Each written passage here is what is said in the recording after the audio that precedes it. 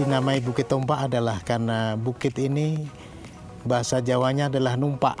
Tempat ini lebih tinggi atau paling tinggi di wilayah Ngelosari RT 05 ini.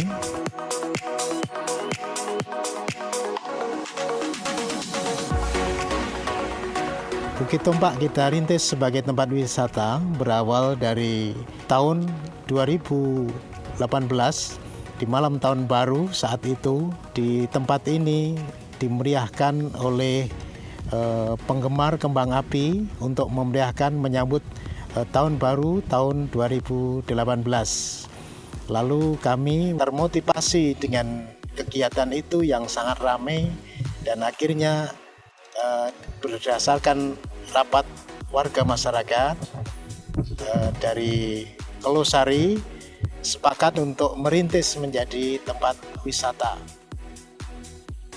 Tempat wisata yang kita rintis ini dengan harapan bahwa ke depan menjadi tempat wisata yang memberikan panorama pemandangan alam yang sangat menarik, apalagi di malam hari cukup menarik, bahkan dari wilayah Prambanan sampai pantai selatan ketika suasana cerah kelihatan cukup baik dilihat dari Bukit Tompak ini.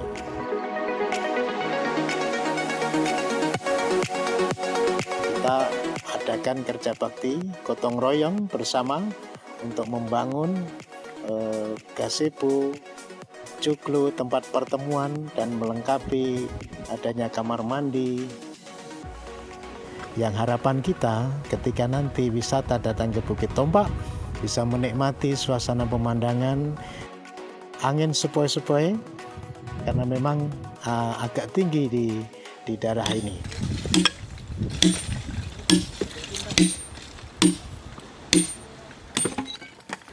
Masyarakat kami dalam seminggu 2 kali kita laksanakan kegiatan gotong royong setiap minggu dan malam Rabu.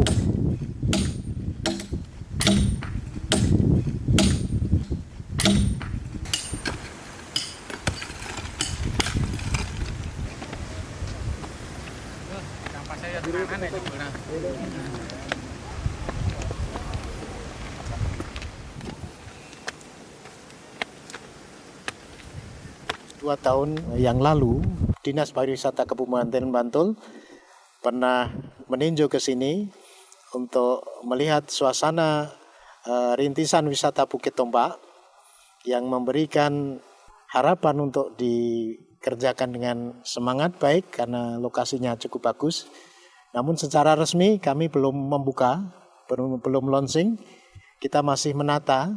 Kedepannya insya Allah setahun yang akan datang akan kita buka secara resmi ketika kami sudah siapkan fasilitas yang diperlukan, termasuk menata suasana keamanan yang tentu menjadi utama dari wisata, dan kami harapkan nanti juga kenyamanan.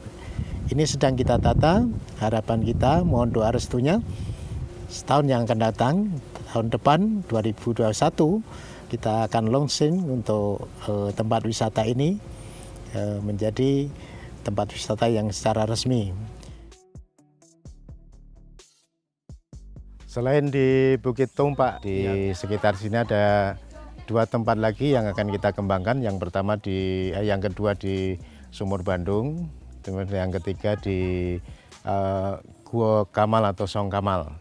Nah, untuk Sumur Bandung ini jaraknya dari Bukit Tompak ini sekitar 100 meter. Kemudian untuk di Song Kamal itu sekitar 500 meter. Nah, mungkin kita ke yang dekat dulu adalah di Sumur Bandung. Mari kita ke sana untuk melihat lingkungan di Sumur Bandung yang akan kita kembangkan menjadi destinasi wisata. Untuk ke Sumur Bandung kita harus melewati jalan setapak ini, naik di tangga sana, tangga batu, tangga alami untuk bisa kita ke Sumur Bandung. Inilah Sumur Bandung yang akan kita kembangkan menjadi tempat wisata setelah Bukit Tompak adalah Sumur Bandung ini. Jadi sejarah Sumur Bandung ini adalah tempat yang sangat bersejarah.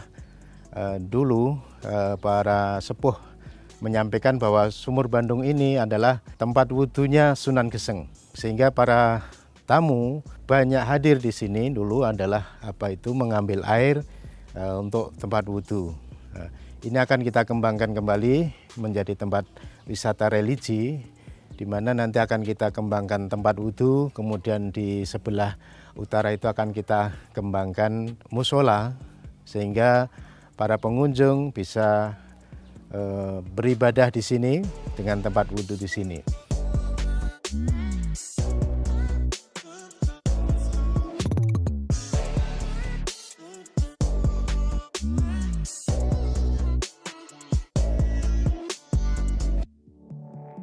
Mari kita melihat di Gua Kamal yang kurang lebih perjalanan kita 500 meteran dari tempat ini.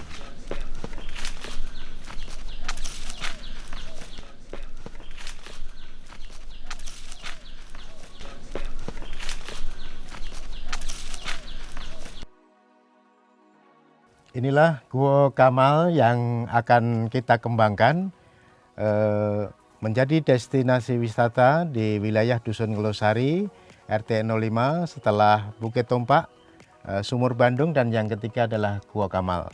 Sedikit kita sampaikan sejarah tentang Gua Kamal atau Song Kamal. Gua Kamal adalah tempat yang sangat bersejarah. Dalam sejarah diceritakan bahwa dulu adalah tempat bertapanya yang pertama Pangeran Diponegoro. Pangeran Diponegoro memulai bertapanya yang pertama di dalam sejarah adalah di tempat ini. Kemudian dinamakan Gua Kamal. Gua adalah Song atau Gua Kamal atau Song Kamal. Kamal itu ternyata adalah pohon asem. Dulu ada pohon asem besar yang ada di dekat sini, yang sekarang masih ada, tapi ini sudah yang kedua. Yang pertama pohon asem besar di sini. Ini dalam sejarah Kamal itu berarti pohon asem. Ya, ini tempat ini terkunci, ada juru kuncinya. Juru kunci yang pertama adalah mbah saya, Mbah Pawirorejo, kemudian diturunkan kepada anaknya, Mbah Ranto Diharjo. Batu-batu ini yang ada di sini, saya tanyakan kepada simbah-simbah dulu, ternyata tidak tahu asal mula batu ini. Batu ini bukan daerah sini. Ya. Batu ini halus lembut. Ya. Kalau yang di sekitar sini batunya batu menyan. Kemudian dulu sebenarnya ada pagarnya. Di sini ada bakar-bakar batu, tapi sering diambili. Orang yang kesini ngambil batunya untuk pekerjaan. Waktu di SD ada pekerjaan-pekerjaan itu sering pakai ngambil dari sini. Dari temen ya, katanya ada rekomendasi untuk tempat goes bagus, tempatnya lumayan kalau untuk para goeser, yaitu jalannya ada yang nanjak-nanjak, terus tempatnya juga menarik untuk bisa melihat view dari atas, kan bisa lihat view kota Jogja gitu. Kalau untuk pengelola sebenarnya untuk masukannya ya, kalau ini mungkin tempat untuk ininya mungkin bisa diperbanyak lagi atau ditata lagi untuk gazebo-gazebonya, untuk warung-warungnya ya kan, karena kita kan di sini kan tujuannya selain untuk goes gitu kan, biasanya kan kalau yang acara keluarga kan di sini kan cuma minum-minum santai-santai kayak gitu. Ya, yang pertama karena saya dapat informasi dari teman yang juga hobi untuk goes, terutama lokasi-lokasi yang menantang khususnya untuk tanjakan. Nah, kebetulan saya ini dekat dari sini, cuma belum pernah ke sini, maka saya coba dan ternyata lumayan untuk goeser, tanjakan cukup menantang, meskipun jalan ya tidak terlalu bagus seperti yang kita bayangkan ya, tapi itu tantangan tersendiri bagi kami. Dan setelah sampai di atas ya lumayan lah, kepenatan selama kita perjalanan bisa terobati. Untuk warga Yogyakarta yang masih belum mengenal tempat ini, silahkan dikunjungi tempat ini.